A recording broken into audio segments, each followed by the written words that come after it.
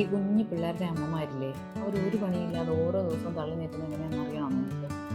രാവിലെ എണീക്കുന്നത് തന്നെ ഇന്ന് ഒരു പണിയില്ലല്ലോ, എങ്ങനെ ഇന്നത്തെ ദിവസം പോകുന്നു അപ്പം.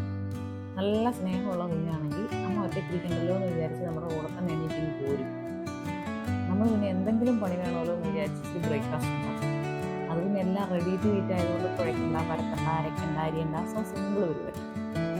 രാവിലെ എണീറ്റ് കൂടിയിരിക്കുന്ന ആൾ പത്രം വായിച്ചിരിക്കുന്നത് കുടുംബക്കേട് കാണിക്കുമെന്ന് ശ്രദ്ധിക്കേണ്ട കാര്യമേ ഇല്ല. ബ്രേക്ക്ഫാസ്റ്റ് പരിപാടി കഴിയുമ്പോൾ ബോറടിക്കണം. അതുകൊണ്ട് മാത്രമല്ല ഇതിൻ്റെ പരിപാടി. അപ്പോഴത്തേക്ക് 1, 2, 3 വയസ്സാണെങ്കിൽ നമ്മുടെ കുഞ്ഞാവ് പല്ലും കഴിച്ച് ഡൈനിങ് ടേബിൾ വന്നിരിക്കും. വിളമ്പി വെച്ചാൽ മതി, ആവശ്യത്തിനെടുത്ത് കഴിച്ച് കയ്യും കഴുകി പാത്രം കഴുകി പൊക്കോളും. പക്ഷെ അതിലൊരു ത്രില്ലില്ല.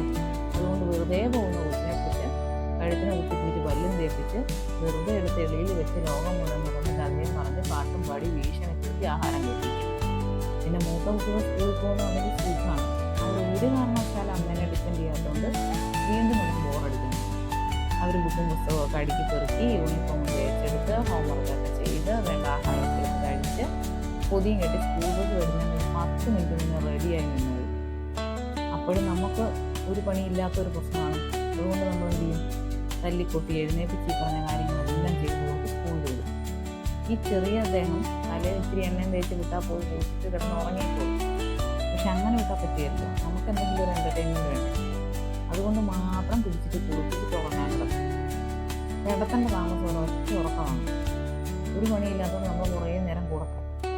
കിടന്നിട്ടോ ഇനി പണിയൊന്നും ഇല്ലാത്തതുകൊണ്ട് അതിനെപ്പറ്റി ഒന്നും ആലോചിക്കുകയേ വേണ്ട. മലേഷ്യ ടൂർ പോകുന്നതിനെ പറ്റി ആലോചിച്ചാൽ പറ്റും. സ്വപ്നം കണ്ട് അങ്ങനെ കിടക്കും. സ്വപ്നം കണ്ട് മടുക്കുമ്പോഴാണ് പല്ല് തേച്ചില്ലോ എന്ന് ആലോചിക്കുന്നത്.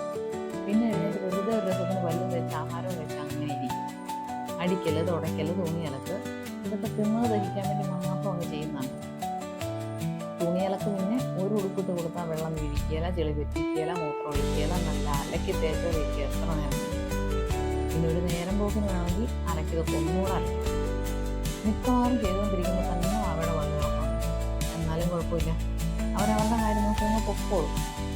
ഭാവിയിൽ ആരാവണമെന്നൊക്കെ ചിന്തിച്ച് എവിടെയെങ്കിലും അടങ്ങി ഒതുങ്ങിയിരുന്നു. അപ്പോഴും നമ്മൾ ഫ്രീയാണ്. അങ്ങനെ കാലും കയറ്റിയിരിക്കുമ്പോൾ അടുക്കളയിൽ നിന്ന് മെയിൽ വരും, ചോറും കയറി റെഡിയാണെന്ന്. പോയി വിളമ്പി കഴിച്ചാൽ മാത്രം മതി. അങ്ങനെ രാവിലെ തൊട്ട് ചുമ്മാ ഒരു ഉച്ചയാക്കിയെടുക്കും. ഇനി ഉച്ച കഴിഞ്ഞുള്ളത് പാർട്ടി.